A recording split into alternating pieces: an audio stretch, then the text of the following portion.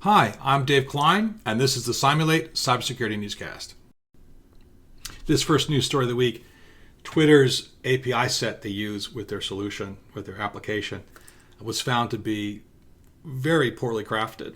And from June to January, that's June of last year to this January, anyone could go ahead without a username and password and grab phone numbers and email addresses to Twitter handle for any user, regardless of whether the user had disabled discovery in the user settings or even had discontinued service.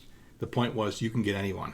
And this is quite creepy. You think about this from a stalker perspective, both from a celebrity to human rights perspective, a real problem. So what's the story here? In January of this year, a HackerOne bug bounty service, a user named Zeranovsky, had disclosed that the REST API set used by Twitter was defective and allowed, again, without username and passwords, the ability to literally farm all the users' information from phone numbers and emails easily, and even went so far as to create a Python script to show how easy it would be to create this farming process. He or she was given $5,040 bug bounty for discovering this, and Twitter then changed the API set to fix it. We thought this whole news story was over, but no. Last week we found out that Restore Privacy, a privacy group, found that Breach Forms is really popular in selling stolen data, had disclosed a list of 5.4 million Twitter users database for sale for $30,000. The person who did the hacking, named the Devil, said the list was full of celebrities, companies, randoms, OGs, etc. So that's what happened since then. Probably what's going to happen is Twitter will be fined a good deal of money for this loss. And what's our takeaway here? API security is so important. If you think about a way of getting into your applications and pulling out that data, there's no easier way of doing it. Just like anything else, you need to test these applications, test these API sets constantly to make sure that you're not including a gap or a problem like a leak or a vulnerability that will allow such things to happen. Just part of day-to-day working processes today. I love success stories, and this is a good example of one. So if anyone's familiar with the UK National Health System, or NHS, over the past few years, they've been hit pretty hard by ransomware, in some cases taking down whole hospitals for several days in the process, and sometimes the whole system. But they're learning, and they are fighting back, and they're being proactive. So this week, their National Health System's 111 service, this is a service that allows after-hour care, dispatching of ambulances, off-hour appointment bookings, emergency prescriptions, important things, was hit. Their service was hit, and it's an online service as well as a phone service, and the online service was hit. However, they were able to contain the damage to only 2% of their servers.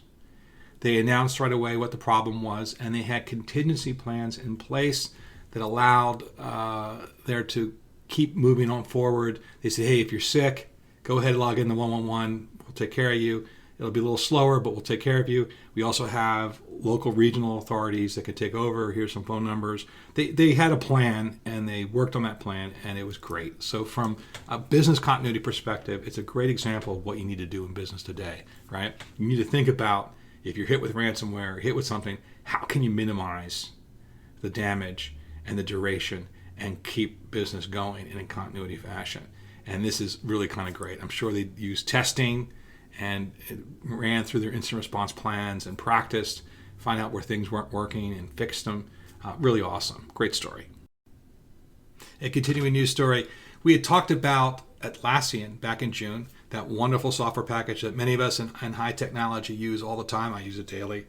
And some vulnerabilities they had in June that led to some major exploits. Well, they've patched since then, but there are a lot of them out there that are still not patched and have led to new cases of exploit. In this case here, Deepwatch, an MSSP, has uncovered a brand new novel actor and backdoor being used that takes advantage of these vulnerabilities called LJL Backdoor.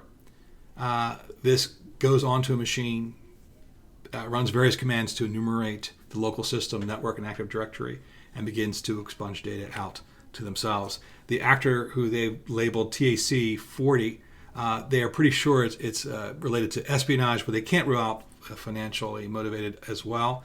And said the target victims they found were organizations that conduct research in healthcare education, international development, environment, and agriculture, as well as some that provided technical services. So we'll keep an eye on this as well. We'll put a link to that report in the notes section of the video.